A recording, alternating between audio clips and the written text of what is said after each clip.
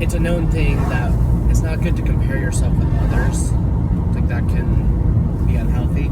But it's good to know yourself and be able to distinguish your strengths and weaknesses in comparison with your friends and other people. And just to know your kind of stance in the world. And one thing I've noticed about myself with how different I am with people, there was a time my friends and I had a lot more friends at one point, and we were party friends, but I wouldn't just party. I would use alcohol to channel my creativity, to fuel my practice and performance, and I actually got pretty far at that time, but of course it's not sustainable. I'm not advocating that lifestyle. It just happened to work for me at a time, and somehow I was able to use it, and it would give me this energy. Of course, over the years I had to quit. I haven't been drinking for a while, just because my relationship with it has totally changed. But I wanted to find a partner who could get on my level with that, and it's just crazy how there's so many people out there, but it's so hard to find like a unicorn like me, and someone that valued the things that I value, that stand out from everyone else. Like, I guess I could say experiences that could be reduced down to sex, drugs, and rock and roll. As I mentioned in a previous video, like, that's what I'm here as a human to experience. When I'm like just a spirit without a body, I can be enlightened and in that state of like all the advantages to being in a state of non-physicality. Whereas when you're a physical being, you might as well do the ultimate fun things of a particular experience, like the human experience. And I've noticed my dynamic with substances, and maybe it's just I have a good tolerance or something, or just a different tolerance, but I can actually use those a lot of different altered states. Of course, not all of them work for me. Not all of them. Not even close to all of them. But the few that I've been working with and practicing with in my creative endeavors have truly like enhanced it to the point where it amplified it to take it farther than perhaps, well, then definitely it was in the time of my life when I wasn't doing any substances. Even coffee, even though I think when I quit coffee that only lasted a few weeks. I was just trying to do tea. You know, coffee is the only one I really haven't quit that one for like over a year, like everything else I have. But I got to the point in life, I used to be really prude and totally fine being single, but now I'm 36 and I would love to find someone that values what I value, and I'm such a community person that I can really amplify that energy with someone else. I have that capability. But what is so, like, I think one thing that's behind all my pining and work and like yearning is I'm like, there's so many people in the world. And how strange is it that with all the places, because I get out there, I put myself out there, I go to open mics, I go to community events, I'm involved in my community, and I'm totally comfortable meeting strangers. In fact, I'm a little too gregarious sometimes. It's easy for me to overshare. I'm always having to be aware of that and like read the room and like gauge the conversation, like where that person's at. That's why it's okay to start with small talk. You gotta start with some kind of easy common ground, and then find common interest that you can go even like further into depth with. It's a lot of fun.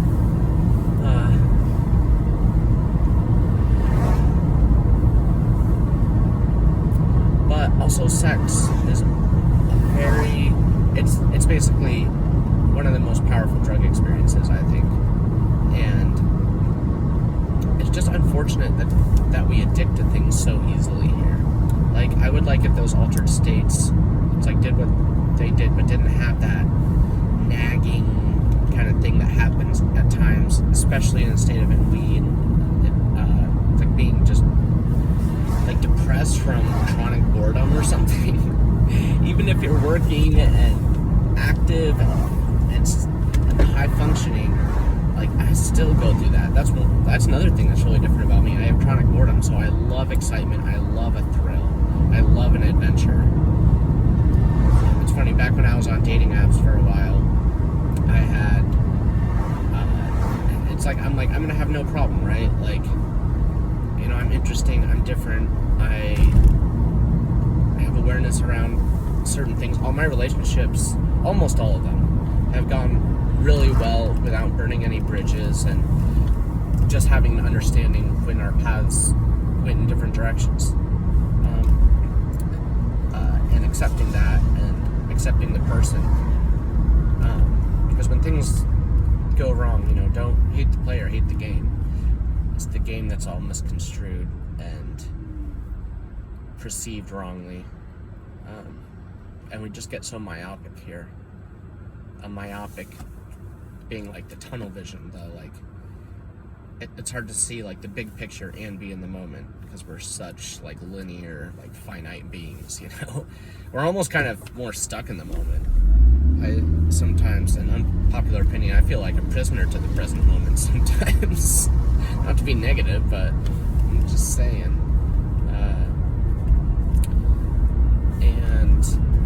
Yeah, another way I'm different.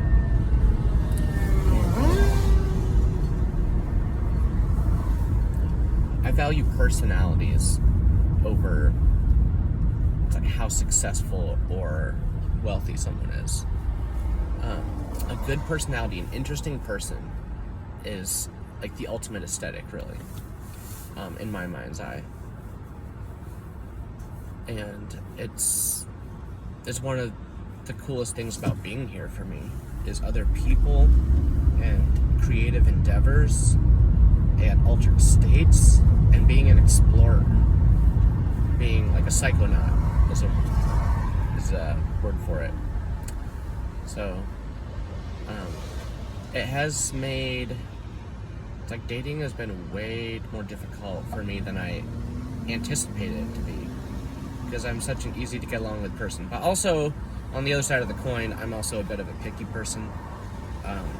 I, like anyone else, can get triggered by certain behaviors, and I just, unless you're really like, you really feel a chemistry with someone, it's usually not worth it. And once you actually have an experience with powerful chemistry, it's like, you know how it's like supposed to feel when you really have connected with someone on a really profound level, where you can like feel and just be empowered and strengthened and enjoy just being around them and being with them and talking to them and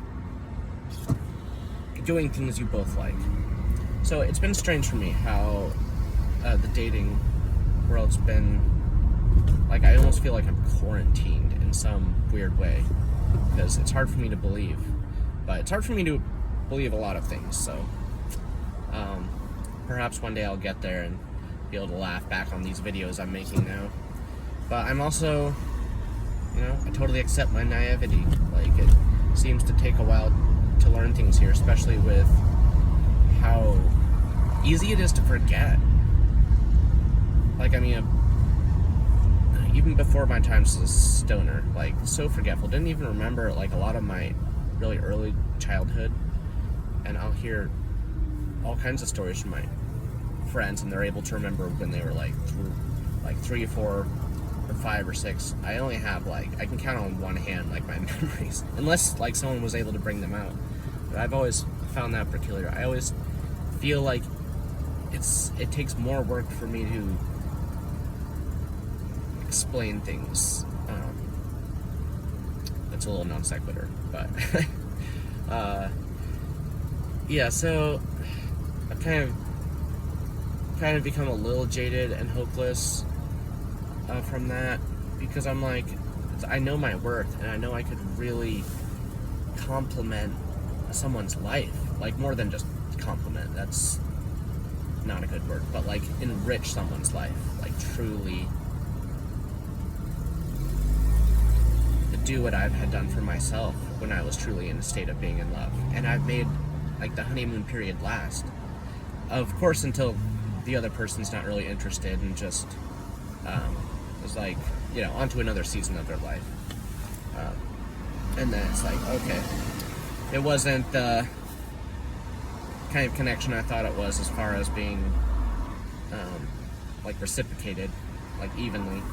And unrequited love is such a common thing, but it makes sense because we're so unique, and there's different people we're attracted to because of like different aspects of their personality.